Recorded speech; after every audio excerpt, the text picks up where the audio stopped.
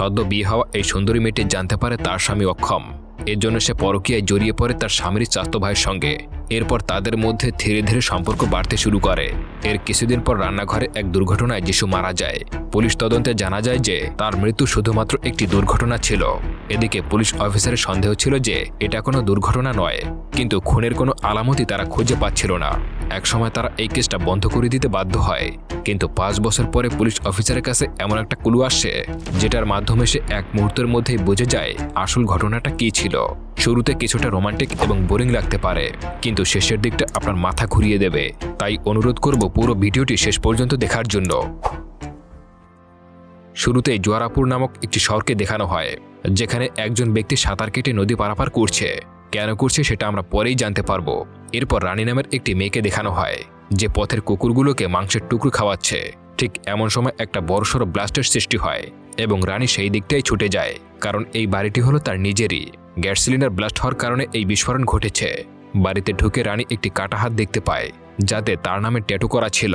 এই হাতটা রানীর স্বামীর যিশুর, যে এই ব্লাস্টে মারা গিয়েছে। এরপর পুলিশ সেখানে চলে আসে। ইন্সপেক্টর কিশোর তদন্ত করে জানতে পারে মৃত ব্যক্তি ব্লাস্টে মারা যায়নি, বরং তার মাথায় আঘাত করে মারা হয়েছে। ব্লাস্টের বেশ কিছুক্ষণ আগেই তাকে মারা হয়েছিল, অর্থাৎ এটি একটি প্ল্যানিং মার্ডার ছিল। এখানে ইন্সপেক্টর কিশোর মৃত যিশুর স্ত্রীকে সন্দেহ করে। এরপর সিন পরিবর্তন হয় এবং 6 মাস আগের ফ্ল্যাশব্যাকের সিন দেখানো হয়, যেখানে যিশু তার বিয়ের জন্য মেয়ে দেখতে যাচ্ছে। এখানে পৌঁছে সে রানীকে দেখতে পায়। এরপর তাদের পরিবার আলাপ আলোচনায় ব্যস্ত হয়ে পড়ে। রানীর মাসি রানীকে বলে রানী যেন তার পুরনো বয়ফ্রেন্ডের কথা ভুলে যিশুকে জীবন সাথী হিসেবে বেছে নেয়। এরপর সে বাইরে এসে যিশুকে রানীর সঙ্গে কথা বলার জন্য ভেতরে পাঠিয়ে দেয়। যিশু আসলে একজন শান্তশিষ্ট সাদাসিধে প্রকৃতির মানুষ। এখানে সে একটু বেশি নার্ভাস ফিল করছিল, তাই সে কথা বলতেই ইতস্তবোধ করছিল। তখন রানী নিজেই তার সঙ্গে কথা বলতে শুরু করে। সে যিশুকে তার পড়াশোনা এবং অফিসের ব্যাপারে জিজ্ঞাসাবাদ করে এবং যিশুকে জিজ্ঞাসাবাদ করে সে দীনেশ পণ্ডিতের কোনো ক্রাইম বুক পড়েছে কিনা, যাতে লেখা রয়েছে ছোট ছোট শহরে বড় ধরনের ক্রাইম কিভাবে করা হয়। যিশু বলে সে এইসব বই পড়ে না। এরপর রানী তাকে অফিসের ব্যাপারে জিজ্ঞাসাবাদ করে। যিশু বলে সে একজন ইঞ্জিনিয়ার এবং বাড়ি নষ্ট হয়ে যাওয়ার জিনিসপত্র সারাতে তার খুবই ভালো লাগে। এর বাহানায় রানী তার কিচেনে খারাপ হয়ে থাকা কলটি যিশুকে সারতে দেয়। এরপর যিশুর মা বাথরুম খুঁজতে গিয়ে কিচেনে ঢুকে পড়ে। তখন সে বুঝতে পারে এই মেয়ে যিশুর জন্য পারফেক্ট নয়, তাই সে বিয়ের জন্য রাজি হয় না। যিশু রানীকে বিয়ে করবে বলে ঠিক করে নেয় এবং বহু কষ্টে সে তার মাকেও রাজি করায়। তাদের বিয়ের দিন এগিয়ে আসতে থাকে। যিশু রানীকে ইমাজিন করে কাছে পেত। সে এখন চশমা ছেড়ে কন্টাক্ট লেন্স পরা শুরু করেছে। রানীর বলা দীনেশ পণ্ডিত মশাইয়ের বইটিও কিনে ফেলেছে, এমনকি রানীর নামে পার্মানেন্ট ট্যাটুও বানিয়ে ফেলেছে। এরপর রানী এবং যিশুর মধ্যে বিয়ে হয়ে যায়। রানী বিয়ের পর যিশুর বাড়িতে আসে, যেখানে বিয়ের প্রথম রাতেই রানী বুঝতে পারে তার স্বামী একজন সাদামাটা লাজুক প্রকৃতির মানুষ। পরের দিন সকালে রানীর কথাবার্তায় তার শাশুড়ি বুঝতে পারে রানীর পরিবার তাদের মিথ্যা কথা বলেছিল, যেখানে তারা রানীকে সর্বগুণ সম্পন্ন সুশীল ঘরের মেয়ে দাবি করেছিল। রানীর মধ্যে গুণ ঠিকই আছে, তবে সর্বগুণ না, মানে সে রান্নাবান্নাই করতে পারত না। এখানে মা বউ এর ঝামেলা যিশু কোনো রকমের সামলে নেয়, কিন্তু এক পরিবার থাকতে হলে তো তাকে কিছু না কিছু কাজ করতেই হবে। কিন্তু রানী কিছুই করে না। এটা দেখে যিশু চিন্তায় পড়ে যায়। সেদিন সন্ধ্যায় যিশুর এক ফ্রেন্ড যিশুকে আইডিয়া দেয় সে কিভাবে রানীকে পরিবারে মেনটেন করা শিখাবে। অপরদিকে রানী তার মা এবং মাসির সঙ্গে ফোনে কথা বলে, যেখানে তারা জানতে পারে এখনও তাদের মধ্যে কোনো কিছুই হয়নি। তাই রানীর মা এবং মাসি রানীকে আইডিয়া দেয়। তারা বলে যিশু যখনই তার সামনে আসবে রানী যেন তার আঁচল নামিয়ে দেয়। পরের দিন যিশু তার ফ্রেন্ডের আইডিয়া মাথায় রেখে রানীর সঙ্গে কথা বলতে যায়, যেখানে রানী তার মা এবং মাসির আইডিয়া মাথায় রেখে শাড়ির আঁচল নামিয়ে নেয়। এর মাঝে তার শাশুড়ি অর্থাৎ যিশুর মা চলে আসে। একটু পরে যিশু রানীর সঙ্গে কথা বলতে যায়। রানী আবারও তার শাড়ির আঁচল নামিয়ে নেয়। তার শাশুড়ি আবারও সেটা নোটিশ করে। এরপর যিশু শার্ট আয়রন করার সময় সে রানীর দিকে চায়। রানী প্রায় জোর করেই তার শাড়ির আঁচল নামাতে চাইছিল। এইসব লক্ষ্য করে তার শাশুড়ি বলে, তোমরা রাতে কি লুডো খেলো যে দিনের বেলায় তোমার শাড়ির আঁচল নামাতে হয়? এরপর যিশুর বন্ধুর সঙ্গে আবারও কথা হয়। আবারও সে যিশুকে কিছু আইডিয়া দেয়। তো বন্ধুরা, তোমাকে তোমার কোন বন্ধুটি এভাবে সবসময় আইডিয়া দেয় তার নামটা কমেন্ট বক্সে লিখে যেও। তো যাই হোক, সেই রাতে যিশু শারীরিক শক্তি বাড়ানোর জন্য কিছু হোমিওপ্যাথিক ঔষধ খায় এবং মাঠে নেমে পড়ে। রানী বাথরুম থেকে বেরিয়ে যিশুকে ব্লাউজের হুক খুলে দিতে বলে। এরপর তাদের নাইট সিন শুরু হতে হতেই শেষ হয়ে যায়, অর্থাৎ এক্সাইটমেন্টের চক্করে সবকিছু শেষ হয়ে যায়। পরের দিন সকালে রানীর বাড়ি থেকে ফোন আসে, যেখানে রানী তার পরিবারকে যিশুর কাহিনী বলে দুঃখ প্রকাশ করে। যিশু বাথরুম থেকেই তার এইসব কথা শুনে ফেলে এবং এরপর থেকে সে রানীর সঙ্গে কথা বলাই বন্ধ করে দেয়। রানী কিছুতেই বুঝতে পারে না কেন যিশু তার সঙ্গে এমন আচরণ করছে। এর কিছুদিন পর যিশুর কাজিন তাদের বাড়িতে আসে বেড়াতে। রানী তার লুক এবং তার অ্যাটিটিউড দেখে নীলকে পছন্দ করতে শুরু করে। নীল বুঝতে পেরে যায় রানী তাকে পছন্দ করে। এরপর থেকে রানীর হাবভাবে কিছুটা পরিবর্তন লক্ষ্য করা যায়। সে রান্নাবান্না করতে শুরু করে দেয়। এসব লক্ষ্য করে যিশু খুব খুশি হয়। এরপর রানী এবং নীলের মধ্যে শারীরিক সম্পর্ক শুরু হয়ে যায়। একদিন খাবার টেবিলে বসে নীল মাটন খেতে চায়। কখনো মাছ মাংস না খাওয়া মেয়েটা নীলকে খুশি করার জন্য তার জন্য মাটন রান্না করে। রানী যিশুকে ছেড়ে নীলের সাথে সেটেল হওয়ার কথা নীলকে জানায়। মাটন কারি হাতে নিয়ে রানী জানতে পারে নীল পালিয়েছে। এরপর যিশু খাবার টেবিলে রানীকে বলে সে আগের সমস্ত মান অভিমান ভুলে একটা নতুন জীবন শুরু করতে চায়। রানী বলে সে নীলকে ভালোবেসেছিল, কিন্তু নীল তাকে ধোঁকা দিয়ে পালিয়ে গেছে। এরপর যিশু শুধুমাত্র তার বানানো মাটন কারির তারিফ করতে থাকে। সে একটা নতুন সম্পর্ক করতে চেয়েছিল, কিন্তু রানীর কথা শোনার পর মুখে কিছু প্রকাশ না করলেও মনে মনে সে ভীষণই কষ্ট পেয়েছিল। এরপর সিন প্রেজেন্টে চলে আসে। ইন্সপেক্টর রানীকে একজন মিথ্যুক মেয়ে বলে দাবি করে। ইন্সপেক্টর বলে সে নিজের স্বামী থাকতেও কেন পরপুরুষকে ভালোবেসেছিল, এর জন্য সে কি গিল্টি ফিল করে না? রানী বলে না, সে গিল্টি ফিল করে না, কারণ তার সঙ্গে নীলের পরিচয় না হলে সে আসল যিশুকে কখনোই চিনতে পারত না। সিন আবারও ফ্ল্যাশব্যাকে চলে যায়, যেখানে আমরা দেখতে পাই যিশু নীলকে মারার চেষ্টা করছে, কিন্তু সে নীলের সঙ্গে কোনো মতেই পেরে ওঠে না। লড়াইয়ের কিছুক্ষণ পর নীল যিশুর সঙ্গে কথা বলে। যিশু বলে সম্পর্ক যখন তৈরি করেছিলে তাকে ফেলে কেন চলে এলি?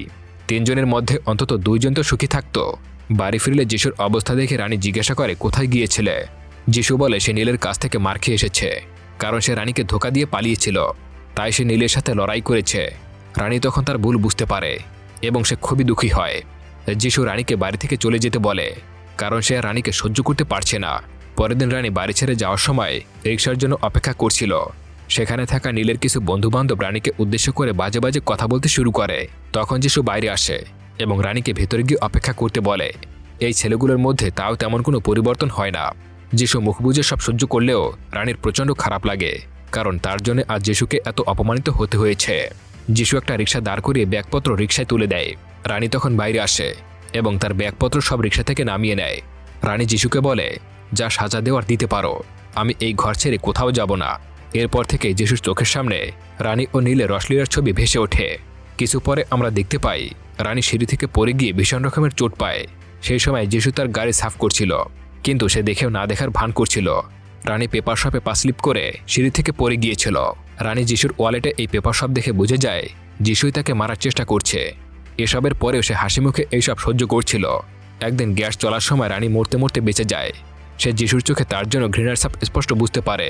এরপর সিন আবার প্রেজেন্টে চলে আসে, যেখানে ইন্সপেক্টর রানীকে জিজ্ঞাসা করে সে কেন পুলিশে কমপ্লেন করেনি। রানী তাকে দীনেশ পণ্ডিতের বইয়ের একটা লাইন বলে। রানী বলে অমর প্রেম সেটাই যাতে হালকা রক্তের ছিটা থাকে। ইন্সপেক্টর কিশোর রানীকে পরিষ্কারভাবে সব কথা বলতে বলে। এরপর সিন আবারও ফ্ল্যাশব্যাকে দেখানো হয়, যেখানে যিশু তার ফ্রেন্ডদের সঙ্গে ছাদে বসে ড্রিঙ্কস করছিল। যিশু তার ফ্রেন্ডকে একটা গল্প বলে, যেখানে সে রানী এবং নীলের ভালোবাসার গল্প বলে, রানীকে ছোট করে এবং নিজেকে বোকা প্রমাণ করে। এরপর তার ফ্রেন্ড চলে গেলে রানী যিশুকে বলে যে আমার সঙ্গে কথা বলো, সাজা তো প্রতিদিন দিয়েই চলেছ, মার্ডার হয়তো একেবারেই মেরে ফেলো, কিন্তু এইভাবে সাজা দিও না। এরপর রানী ছাদের রেলিংয়ে দাঁড়িয়ে পড়ে এবং যিশুকে বলে ধাক্কা দিতে। যিশু সেখানে যায়, তাকে ধাক্কা দিয়ে আবার তার হাত টেনে ধরে। রানী তার ভুল স্বীকার করে। রানী বলে দয়া করে আমায় ক্ষমা করে দাও, আমি জানি আমি ভুল করে ফেলেছি। যদি তোমার মনে আমার জন্য একটুও জায়গা থেকে থাকে আমার জন্য তাতেই চলবে। এরপর কিছু সিনে আমরা তাদের নতুন সম্পর্কের কিছু ঝলক দেখতে পাই। তারা এখন ভীষণ খুশি। এরপর একদিন তাদের সঙ্গে নীলের হঠাৎ করে দেখা হয়ে যায়। নীল রানীকে সরি বলে। রানী তখন গাড়ি থেকে নেমে তার বাইকের মিরর ভেঙে দেয়। এরপর নীল তার পেছনে থাকা মেয়েটিকে ছেড়ে আসে এবং যিশুর সঙ্গে কথা বলে এবং রানীকে টিস করে চলে যায়। এতে করে যিশু প্রচণ্ড রেগে যায় এবং নীলকে তাড়া করে। নীল তখন ভয় পেয়ে যায় আর বাইক নিয়ে পাথরের উপর দিয়ে নদীর পাশে চলে যায়। এরপর সেন আবার বর্তমানে চলে আসে, যেখানে ইন্সপেক্টর জানতে পারে ব্লাস্টের দিন নীল 2:30টার সময় এই বাড়িতে এসেছিল। ঠিক তার 15 মিনিট পর যিশুও বাড়িতে ফিরে এসেছিল। তার কিছুক্ষণ পর রানী বাইরে বের হয়ে আসছিল। ওখানে থাকা ছোট্ট বাচ্চারা বলছিল রানী যখন বাইরে আসে তখন সে বাচ্চাদেরকে বলেছিল নাকি দরজাটা বন্ধ করে দিতে, কিন্তু দরজা বন্ধ করে দেয় নীল। ইন্সপেক্টর রিক্সাওয়ালাদের সঙ্গে কথা বলে জানতে পারে সেদিন 3টে থেকে 4টা পর্যন্ত রানী ম্যাডাম মার্কেটেই ছিল, আর মার্কেট থেকে ফিরে এসে সে কুকুরকে মাংসের টুকরে খাওয়াচ্ছিল। এরপর ইন্সপেক্টরের কাছে তার একটা ফোন আসে আর সে সেখানে চলে যায়, যেখানে অজান্তেই কিছু রেকর্ড পুলিশের সামনে চলে আসে। তখন দেখা যায় ব্লাস্ট হওয়ার ওই সময় ভিডিও বানানোর চক্করে কিছু ফুটেজ তাদের সামনে চলে আসে, যেখানে ব্লাস্টের পর নীলকে নদীতে সাঁতার কাটতে কাটতে দেখতে পাওয়া যায়। এরপর কিশোরের সিনিয়র অফিসার চলে আসে, কারণ এই কেসটা অনেক দিন ধরেই চলছিল। সিনিয়র অফিসার কিশোরকে বলে আর 2 দিনের মধ্যেই এই কেস সলভ করতে হবে। এরপর কিশোর রানীকে ধরে নিয়ে আসে আর জিজ্ঞাসাবাদ করে নীল এখন কোথায় আছে। রানী বলে সে এই বিষয়ে কিছুই জানে না। কিশোরের অর্ডারে মহিলা কনস্টেবল রানীকে প্রচুর মারধর করতে থাকে, কিন্তু তেমন কোনো তথ্য সে বের করতে পারে না। পরের দিন কিশোর রানীর মুখ থেকে সত্য বের করার জন্য লাই ডিটেক্টর মেশিনের সাহায্য নেয়। রানী বাথরুমের বাহানায় ওয়াশরুমে গিয়ে জুতার মধ্যে একটা পেরেক লাগিয়ে নেয়। এরপরে রানী তাদের সমস্ত প্রশ্নের জবাব দিয়ে দেয়। এই মেশিন তার কোনো মিথ্যা প্রমাণ করতে পারে না। রানী এখানে যেদিন ব্লাস্ট হয়েছিল সেদিনকার সব ঘটনা শেয়ার করে। সে বলে সেদিন তার শ্বশুর শাশুড়ি কোনো এক আত্মীয়র বাড়িতে বেড়াতে গিয়েছিল। রানী যিশুকে অফিস থেকে ফেরার সময় মার্কেট থেকে কিছু জিনিসপত্র আনতে বলেছিল, কিন্তু সেই দিন যিশু একটু তাড়াতাড়ি বাড়ি ফিরে এসেছিল। সে বাড়িতে ফিরে নীল এবং রানীকে একসঙ্গে গল্প করতে দেখতে পায়। এরপর যিশু রানীকে বাইরে পাঠিয়ে দেয়। রানী তাকে অনেক বোঝায়, কিন্তু তারপরেও সে তাকে বাইরে পাঠিয়ে দেয়। রানী তখন মাটন আনতে বাজারে চলে যায় আর যাওয়ার আগে একটা বাচ্চাকে দরজা বন্ধ করে দিতে বলে। এরপর মার্কেট থেকে ফিরে কুকুরে মাংস খাওয়ানোর সময় এই ব্লাস্টটি হয়ে যায়। রানীর কথাবার্তা শুনে ইন্সপেক্টর কিশোর কোনো রকমের ক্লু পায় না, কিন্তু তাদের প্রশ্ন এক জায়গায়। নর্মাল প্রশ্নে রানীর হার্টবিট একেবারে সেম ছিল। তখন তারা রানীর হাঁটা চলার দিক লক্ষ্য করে এবং দেখতে পায় সেখানে পেরেক পুঁতে রাখা হয়েছে। পেরেক পায়ের মধ্যে ঢুকলে যন্ত্রণায় হার্টবিট বেড়ে যায়। ইন্সপেক্টর কিশোর ভাবতে থাকে এই জন্যই হয়তো সত্যটা সামনে আসছে না। এরপর আবারও লাই ডিটেক্টর মেশিনের মাধ্যমে তাকে কিছু প্রশ্ন করা হয়, কিন্তু রানীর উত্তর থেকে তারা কোনো রকমের ক্লু পাচ্ছিল না। সিনিয়র অফিসার তাকে প্রেশার দিতে থাকে এই কেসটা ক্লোজ করার জন্য, আর এখানে এই যিশুর মার্ডার কেসটা ক্লোজ হয়ে যায়। ইন্সপেক্টরের মনে হয় তার জন্য এই কেসটা আজীবন ওপেন থাকবে, কারণ লোকদের কথাবার্তা অনুযায়ী এই কেস পার্সোনালি নিয়েছে। এরপর ইন্সপেক্টর কিশোর ট্রান্সফার হয়ে যায়। পরিবার নিয়ে গন্তব্যে যাওয়ার জন্য তারা রেডি হয়। তখন স্টেশনের একটি দোকানে কিশোর দীনেশ পণ্ডিতের সেই বুকটি দেখতে পায়। তার মনে পড়ে যায় কিছু বছর আগে রানী তাকে জিজ্ঞাসা করেছিল সে দীনেশ পণ্ডিতের কোনো বই পড়েছে কিনা। সিন পরিবর্তন হলে কিশোর দীনেশ পণ্ডিতের বইটি দেখতে পায়। এই বইয়ের একটি লাইন এখানে তুলে ধরছে, যেখানে লেখা ছিল সাবিত্রী আরও একবার ভৈরবের মন জয় করতে সক্ষম হয়েছে, কিন্তু ভৈরব জানত না পুনরায় ভালোবাসা পাওয়ার আগে কি পরিণতি তার জন্য অপেক্ষা করছে। এরপর যিশুকে আবারও দেখানো হয়, যেখানে সে রানীকে নিয়ে ভাবছে আর মনে মনে বলছে লোকদের চোখে রানীকে অনেক ঝামেলা মনে হয়, যেটা তার কাছে অপমানের ব্যাপার, কিন্তু এসব গায়ে না মাখিয়ে সে সহ্য করতে চায়। এখন সে রানীর জন্য সবকিছুই করতে পারে। এরপর সে মার্কেট থেকে বাড়ি ফিরে আসে এবং রানীকে আর নীলকে একসঙ্গে দেখতে পায়। নীল যিশুকে বলে রানী তার সঙ্গে যেতে চায়। রানী বলে নীল আমাদের বিরক্ত করছে, আমি ওর সঙ্গে যেতে চাই না। এরপরে নীল যিশুকে অপমান করে এবং অপবাদ দেওয়া শুরু করে। তখন নীল তাদের সেই ভিডিও যিশুকে দেখায়। সেই ভিডিওগুলো পাবলিক করে দেওয়ার হুমকি দেয়, যার জন্য যিশু আর নীলের মধ্যে হাতাহাতি শুরু হয়ে যায় এবং নীল যিশুর গলা টিপে ধরে। ঠিক এমন সময় রানী ফ্রিজে থাকা একটা মাটনের পিস নিয়ে নীলকে আঘাত করে এবং নীল সেখানেই মারা যায়। এতে করে রানী প্রচণ্ড ভয় পেয়ে যায়। যিশু তাকে বোঝানোর চেষ্টা করে এটা শুধুমাত্র একটা অ্যাক্সিডেন্ট, এত কিছু স্যাক্রিফাইস করার পর আমরা পুনরায় নতুন করে সম্পর্ক ফিরে পেয়েছি, আমরা আর আলাদা থাকবো না। এরপর তারা নীলের বডি টেনে নিয়ে কিচেনে চলে যায়। যিশু বলে সে দীনেশ পণ্ডিতের একটা বই পড়েছে আর যিশু সেটাই পড়তে চায়। রানী তখন বুঝে যায় আর বলে এটা পাগলামি, কিন্তু যিশু বলে এটা করলে কেউ তাদের ধরতে পারবে না। যিশু আর আলাদা থাকতে চায় না, তাই সে রানীকে ছুরি আনতে বলে। এরপর নীলের একটি হাত ছুরি দিয়ে কেটে নেয়। এরপর নিজের হাত কিছুক্ষণ বরফের মধ্যে রেখে দেয় আর সে রানীকে তার হাতটি কেটে দিতে বলে। রানী না পারায় তাই সে নিজের হাতটি কেটে নেয় এবং হাত কেটে বাদ দিয়ে দেয়। এরপর সে নীলের জামাকাপড় পরে নেয়। এদিকে রানী বাইরে এসে রিক্সা ডাকে এবং মার্কেটে চলে যায়। একটি মেয়েকে বাইরে দিকে আসতে দেখে যিশু বাড়ির মেইন গেট বন্ধ করে দেয়। এরপর সে ওভেনের উপর বই রেখে সেটা অন করে দেয়। তারপর সে বহু কষ্টে সিঁড়ি দিয়ে উপরে উঠে আসে এবং বাড়ির পাশে নদীর কাছে পৌঁছে যায়, যেখানে সে কিছু পুলিশকে দেখে লুকানোর চেষ্টাও করে। অপরদিকে গ্যাসে রাখা বইয়ে আগুন লেগে ব্লাস্টের সৃষ্টি হয় আর পুলিশের চোখ ফাঁকি দিয়ে যিশু নদীতে ঝাঁপ দিয়ে দেয়। এদিকে রানী ব্লাস্টের শব্দ পেয়ে বাড়ির দিকে ছুটে যায়। সেখানে এসে বাড়িতে ঢুকতেই যিশু সেই কাটা হাত দেখতে পায়। এরপর সেন বর্তমানে চলে আসে। ইন্সপেক্টর কিশোর বইটির মাধ্যমে কেসের জট খুঁজে পেয়েছে। তখন সে খুব জোরে হেসে ওঠে। তার বউ তাকে হাসার কারণ জিজ্ঞাসা করলে তখন কিশোর তাকে বলে নিজের হাত কেটে লাশের উপর রেখে দিয়েছিল স্ত্রীকে বাঁচানোর জন্য।